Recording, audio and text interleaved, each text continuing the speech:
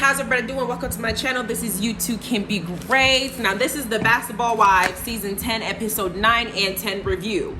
Now y'all know that I usually come up here and I do my reviews as soon as possible, whatnot, but I had to work, and while I was watching Basketball Wives, my husband had a few things to say. He said that anybody who changed their name is fake, and I want to know your opinion about that. Is anybody, if you change your name, your first name? I told him, I said, well, Malaysia's name is her middle name. LaQuisha is her first name. He said no. I know that it's super ghetto. He said it's super duper ghetto, and it may have been something that would have hindered her ability to grow and really make some money and prosper, because people do judge you based on your name. However, she's now made it to the point where she's on TV, so she can go back to using LaQuisha instead of using Malaysia, and she's still using Malaysia, so she's fake. He spent the entire show, this man does not even like me watching Basketball Wives, but he spent the entire show while sitting up here letting me know the tea that he wants me to let y'all know. So I'm gonna give it to you as I'm talking. First of all, we already proclaimed that he said Malaysia's fake because of her name. So he basically critiqued her and read her the whole time. So I'm gonna let you know what he's saying as I'm going. So we start off where the fight continued from last episode. We know that Nothing and No One had a whole attitude, didn't really have a storyline the entire time they're on this episode. And some people were saying, well, I feel bad for Nia because Brooke was being so aggressive and Brooke was doing too much. And then some of y'all have selective memory, because y'all remember that Nothing and No One's first appearance was when OG was being bullied and she was the one that was being singled out, kind of like Malaysia's being singled out.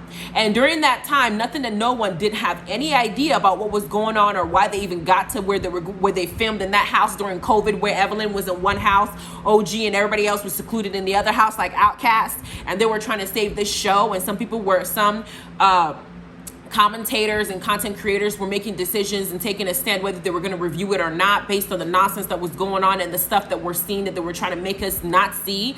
Nothing and No One were new, and they ended up eventually signing with Malaysia through the horrible cut and pasting that they were doing. Hell, even Jennifer ended up backing away, trying to get in with the good crowd and making OG look crazy. Nothing and No One were cool with OG being on the side, being picked on and bullied to the point where she broke down in tears. But now that it's y'all are mad. I don't feel sorry for you heifers. Y'all don't have a storyline. Y'all are sitting up here just inserting yourself by doing dumb stuff. Going on social media when somebody invites you to their gender reveal and writing something like, oh, I'm about to have out of wedlock food for the first time. That's BS. It doesn't matter if you are a single parent. You know what you were doing when you wrote that, because you wouldn't appreciate somebody saying something like that to you if the shoe was reversed before coming to your event. You knew what you were doing to get attention. And somebody from your team sent it to Brooke to make sure that they talked about it, so you knew what you were trying to do. And then when somebody tried to check you, you caused the whole scene. So you get invited here. Instead of saying sorry for what you're doing, you're still running your mouth. I don't care.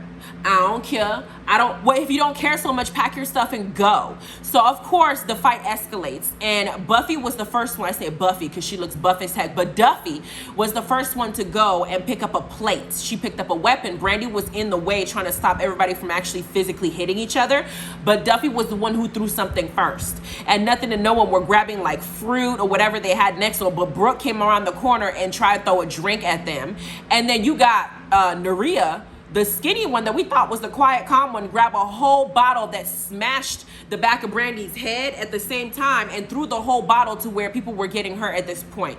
Now, was that the right thing to do? Not necessarily, but if you're being ganged up on people, the first thing you're gonna do is grab a weapon, because if I'm gonna die, y'all are all gonna go with me. That's the mentality I would have too. The thing about it is, while she was being escorted out, she's like, the whole ghetto came out of her. She's like, I'm from mother effing Memphis, bitch. Don't F with me. And for me, I think it's completely ghetto. That's just my thing. I don't understand why people feel the need to name where they're from in the midst of a fight. I'm from Compton. I'm from Memphis. I'm from Chicago. I'm from the islands. I'm from this. Is that supposed to mean something? Because it doesn't matter what part you're from. All black folk are crazy when we need to be. So it doesn't matter where you're from. But that always gets me every time I hear that, because I'm just looking at you like you're wasting my time. Because I didn't have somebody in front of my face, my former roommate, tell me I'm from DC, and I was looking at her like, girl, I'm from straight from the motherland, if you want to know crazy. If you want to name where we're from. But don't tell me where you're from. I don't care about where you were born or your genealogy, whatever. I don't care about that nonsense. But she said that on her way, and I'm just looking at her like, as tiny as you are, somebody can break you into a twig, but maybe that's why you grabbed the bottle. So they escorted her out. Everybody is like screaming, oh my gosh, I didn't know it would get to that point. Why not? Y'all were arguing, and Duffey was throwing a plate. Did you think it wouldn't escalate from there? It makes no sense. Then You got Duffey in the corner saying that she has been trying to do better in her life. She has been trying to change. And she's basically now emphasizing that she cannot have these girls around because they threw a bottle. I'm like, but girl, you threw a plate.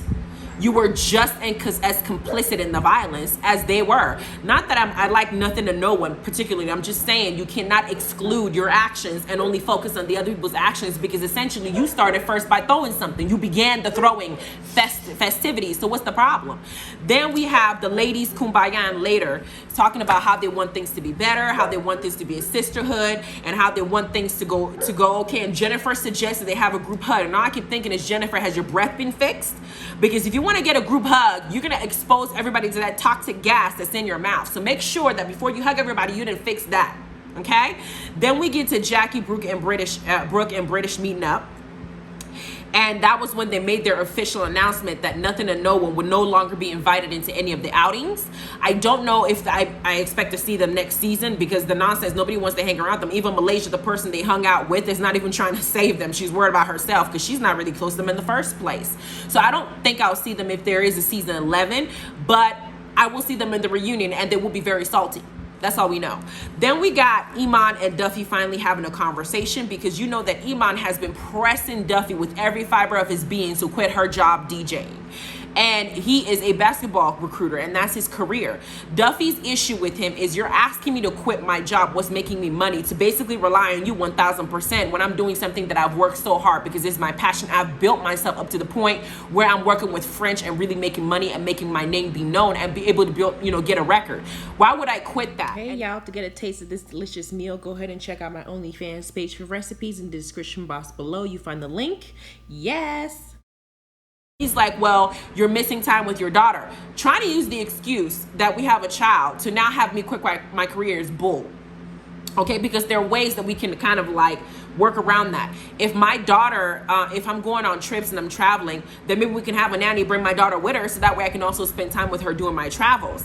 Because I'm not asking you to quit your career. He's like, well, my career doesn't affect me being at home. Well, that's good for you, but some careers would end up in this situation. I'm a DJ. This is what it is. I didn't give birth so I can give up everything I worked so hard for. And you keep pressuring me to do it. It's not making me feel comfortable. I'm not going to do that.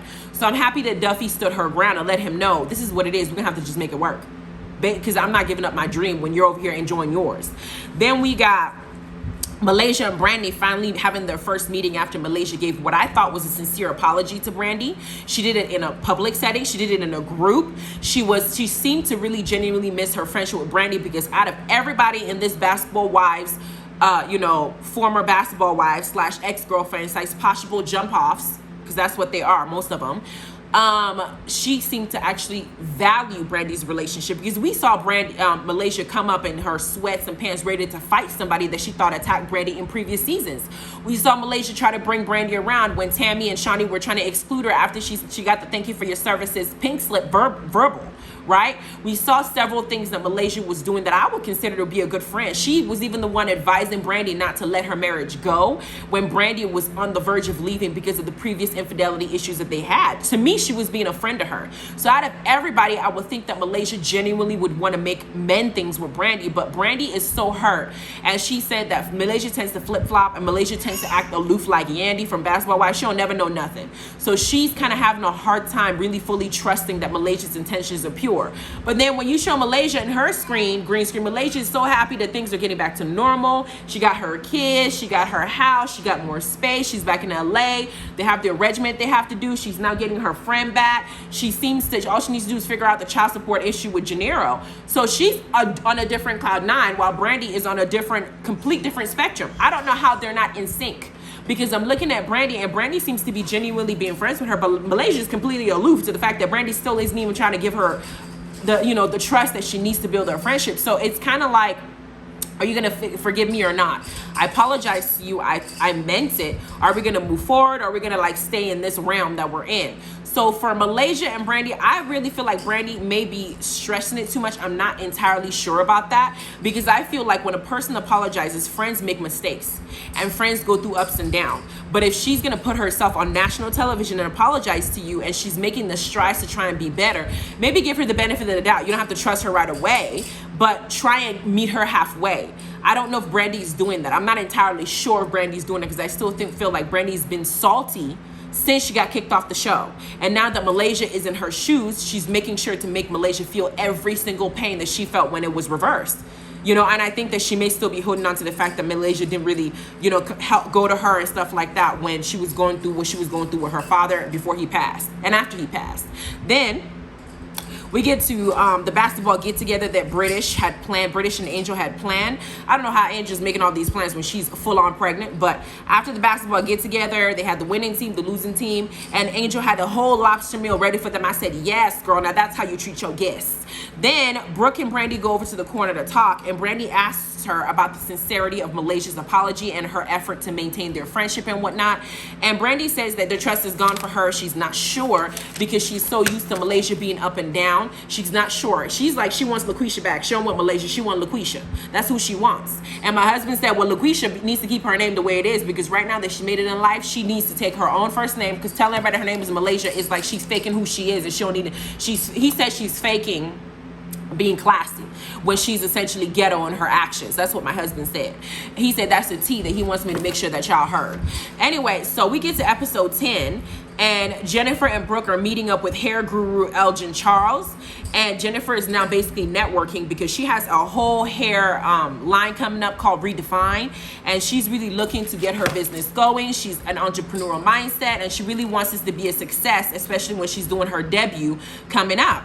Then she makes something that I think is very clear to everybody. If you're black and you buy hair like me, y'all need to start learning how to start businesses because Asians right now are monopolizing it seems to me there is a consistent pattern with other people who are not looking like us creating businesses like the fish market, the beauty supplies that are geared towards our people to where they can make money off of us like this, but then we're not the business owners and we're not the one monopolizing it. So yes, Jennifer is 1000% right that African Americans need to start creating businesses for our people, not allow other people and other cultures come and make something and are making money off of us. But we go to China and China was blaming all the Africans for coronavirus when it happened and was tossing them out on the street, and there were viral videos. And I'm not saying that it's all Asians that did it. I'm just saying we were seeing videos like that.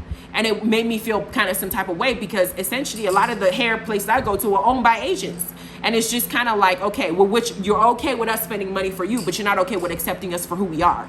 So it kind of, that's where I'm gearing towards that. And let me be clear, it doesn't apply to all Asians. I'm just saying that on a grander scale, a lot of businesses that we tend to put our money towards are not owned by us. So that's just a little side knowledge. And Jennifer is aware of that. So she wants to dip her foot into a business that appeals to us, that she can make money and we can go towards black owned businesses basically. Then we got, she's having an event and she wants to make sure Jelani comes because her and Jelani are still dating.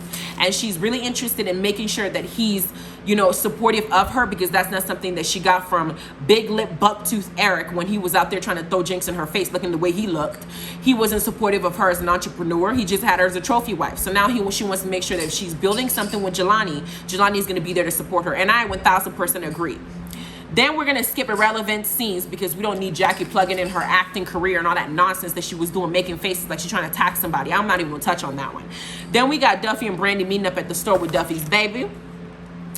And Duffey asked Brandi again the same question that Brooke asked her regarding Malaysia and her friendship. And Brandi says the same thing she told Brooke. I don't know. I don't trust her. I'm a consistent friend in people's life. She has not been consistent. I don't know what to expect. I miss LaQuisha. I don't really care for Malaysia. The same thought process. And Duffey's like, well, I've known you for a long time and you have been a consistent friend. I don't know much about Malaysia, so I do hope that you guys fix things and get to the good place. But Brandi is still unsure about what Malaysia's intent is. Maybe she's just doing this for show. Maybe she just wants us to be cool while we're filming. Will she maintain that friendship after the cameras go down? Who knows?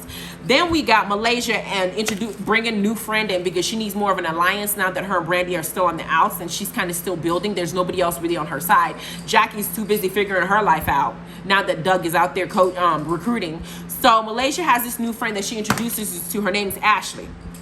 Ashley shows up and they're supposed to be going bowling together. Ashley looks like I said, a walking plastic surgery billboard. Everything on her looks fake. Her character, her face, her behavior, everything on her just looks fake. I'm not changing my mind. But when Malaysia introduces us to her in her green screen, she tells us that she knows Ashley from being among other basketball wives. The irony of her saying that, and then later on in the episode saying that she had no idea that the connection that Ashley has also includes Angel's baby daddy called Tyreek, is baffling to me. This is what Brandi, I think, and British are referring to when they say Malaysian don't always know nothing, but she does type of things that makes you think that she's well aware of what she's doing, but she wants to tell you she didn't know. She didn't know. She never knows anything. But in this scene, she was clear to say that she knows her from being in the basketball, environment. But if you did, then that topic of her possibly dating Angel Brink's baby daddy would have come up at some point. That's just what I'm saying. Because previously, if y'all remember in previous episodes, she also said that she didn't know that the beef that Zell had, she wasn't aware of it. And that she also wasn't aware of Brandi's father passing because they don't hang around people in the same circles. But then we find out that Zell was also somebody that did hang around Brandi and was aware of Brandi's dad dying. How did Malaysia not know if Zell knew and they are still friends? And everybody knows from watching television that Malaysia and Brandi were friends. So it's these little connections that I'm making, that I'm thinking either Malaysia is so self-centered that she's not paying attention to crucial details because she just doesn't care enough, or she's lying. And my husband made a comment saying that Malaysia never lets people get their thought process out because she's already preparing what she's going to say because that's what matters to her. In that regard, that means that she's not really caring about the person, and she's not really listening to you. She's listening because she already wants to speak. She don't really care about what's going on with you. And Brandi said Malaysia has a little bit of selfishness in her and she has a character flaw.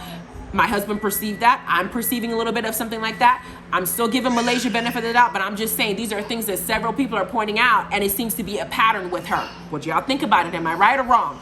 Then we got Jennifer's event. She comes in with a man holding her 80-inch bundles. I'm like, 80 inches, girl. The most I've seen is 34, 36. This heifer came in with an 80-inch bundle that spent 15 years growing on somebody else's head and has never been dyed. Girl, how much did you pay her for that hair to put on your head? But she comes in, and she comes in like she's Beyonce. Somebody is holding her hair. It's just too long to be dragging on the floor. She is making sure that she is the embodiment of Redefined. She comes in wearing this very nicely designed outfit that her and Angel Brinks came together and put together. It was very well done. I appreciated it. I really admired Angel's work. The way that they designed this makes Angel's work look like it's very, very much decent and it's top of the line. So Angel and her did a good job. Then Jelani shows up, and Jelani says that he is in full support of Jennifer. And she says, is there anything that you want? He said, just you. I said, Jelani, I don't know what text messages or whatever phone type conversations Jennifer is having with you for you to already be looking like you sprung, but I like it for you too. Then we have Elgin, who also came to support, which is a good networking thing. And I keep thinking in my head is Evelyn is somewhere pissed off that she had the nerve to not be friends with Jennifer, because Jennifer seems to be doing well in life and Evelyn is somewhere looking for her next meal ticket, the next husband that she can't keep. And it's just sad to see, but I'm happy for Jennifer. Girl, get yours. Then we got Malaysia showing up with her new friend Ashley, trying to bring another person in the group. What is wrong with my baby? Kyle, what is it? You just don't want to be in the walker? At least you're telling us how you feel. Anyway, so we get Malaysia showing up with new friend Ashley. And new friend Ashley does not know the extent of what we've seen Malaysia do. But obviously she wants to let it be known on camera with Malaysia to the side that her and Angel know each other because they have dealt with the same men, and that she has been with Angel's baby father of her 2 kids. And Malaysia's like, I can't catch a break. I didn't know that this girl was dating him. And I'm like, girl, but you said that you knew her from the basketball running through the basketball men, basically. So how could you not know this pertinent detail and end up bringing her in the same position where Angel is? I low-key felt bad for Angel because they flashed back to the scene with January, February, September, who came and Jackie was making sure that this girl told Angel that she also slept with Tyreek back in the day. Then we get another scene where Angel's here and some other girl who slept with Tyreek is in her face. Poor Angel has handled herself with class, and I'm proud of her, even though my husband said that whoever did her makeup needs to be fired because it's caked on. But Angel seems to handle herself with class every time she's put in a very compromising position, and I'm very proud of her, especially now that she's pregnant. So of course, Ashley decides to open her mouth and introduce herself to a group of people she ain't never met before by making sure she lets them know that she was once a jump off and that she and Angel have a mutual contact. They both bedded the same man. Duffey already let us know that she knows Ashley from social media, which means that she probably is around. And she probably knows people from around. So, I mean, she's probably out there slinging her, you know, vajayjay too. So, I mean, everybody knows who she is at this point. And now we've seen her on TV. Plastic surgery let us know who she is. Then we got Ashley and Malaysia sitting down within the group having this conversation. And Jennifer already made her speech, letting everybody know how, you know, this is her hard work, letting us know that it is 1.2 trillion in this industry. She just wants a piece of it. Then Brandi now asked Malaysia, how long have you known this girl, Ashley? Malaysia said, I've known her a little while. I've known her a while. Angel decides to, you know, let everybody know that they know each other. Ashley decides to, like I said, let everybody know that they know each other. Then the British takes it up on herself to check Malaysia because she's getting irritated. She says that Malaysia has had a pattern of bringing people into the group that she knew was a mess, and she always pretends like she don't know nothing. And as she's checking Malaysia, Malaysia is not saying anything back, but everybody is trying to address that this is becoming a pattern. Does she know? Does she not know? Ashley, who's the extra in the group, decides to put her 2 cents in, but her 2 cents makes no sense. She looks at Angel and she says, you know, it's been a long time, get over it. Angel wasn't even the one saying nothing. It was British. And you just want to have a moment. So Angel's looking at her like, girl, don't even try. You being crazy. I'm not even saying nothing to you. I'm not even making it known that I even have an issue with you being with Tyreek. Don't even try to make something out of nothing. Ashley already had a pre-programmed information of what she was gonna say, but she wasn't getting the reaction she wanted from Angel, and she just said it anyway and looked stupid. And everybody's looking at her like, be quiet. Anybody talking to you? You don't even know what we're talking about. Just hush. Malaysia gets up and walks away. And in her mind, she's like, I'm not about to sit here and be bullied. But y'all sat there and bullied OG. Y'all stood there and bullied that girl until she went to the room crying. Y'all made her sound crazy. It don't feel good when it's on the shoes on the other foot now, does it? Because now you getting up and walking away saying you don't want to be the one bullied. But it's okay when you bully somebody else, right? But Brandi's like, where are you going? It ain't even that deep for you to be walking away. Listen and hear the whole thing. Don't, you know, listen, hear it. Hear what people are trying to say. She comes back and she sits down. She gives Angel her apology and says that she just found out herself. And that's why she's not arguing back, because she really doesn't have a leg to stand on. She didn't know Ashley just told her. She stood there and she was ready to take it. But British wasn't ready to let it go, because British also has a previous bone to pick with Malaysia, because she felt like Malaysia has had a pattern of dismissing her. And they flash back. And my husband said, this is when you fake classy. She said it again for the 3rd time. And British starts going off saying she don't even know why Brandi keeps forgiving her. Brandi's stupid. Brandi now made it clear that if somebody were to bring somebody in the group that her man had dealt with, it don't matter if it's 10 years, 20 years ago, she would have a problem. Malaysia herself already admitted that if the shoe was on the other foot, she would also have a problem. But now she's now saying, I don't know, I thought Brandi and I were cold. Brandi just stated an opinion, and now she's a problem. So now she's getting up and she's walking away, and now we have another issue, right? So this entire situation ends up being a thing where Malaysia and Brandi are probably going to go back to square one, having to start over, because now they have another problem with each other. I don't know.